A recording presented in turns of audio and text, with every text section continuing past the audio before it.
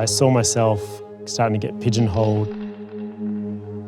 It didn't feel like I was doing something that was unique. This is probably one of the most significant turning points in my career.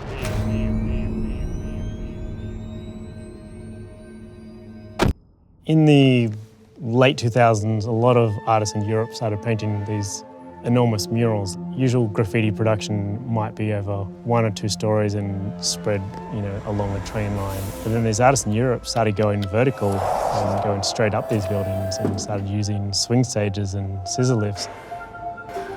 I think the first large wall that I painted was in 2009, where a development was about to knock down this building and they asked me to paint something around these food trucks, and I asked, can I paint the whole wall, like the whole 9 stories? And they're like, well, people won't really see that. I was like, yeah, but all these buildings that are around it will be able to see it. And they're like, if you can work out how to do it, we can sign off on it.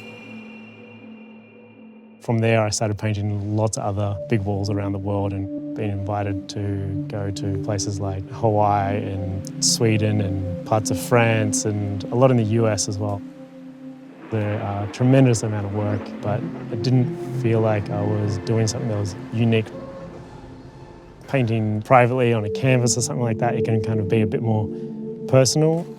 So I started to go back and have a look at what I really did like creating and what really kind of got me in love with street art and graffiti, and that was the idea of going back into these abandoned spaces and then to make these works and then not to show them to anyone, but just to document them and present the photography as the final artwork. And to go back to that idea of street art, one of the key things about it is that it's ephemeral, it only lives in the documentation.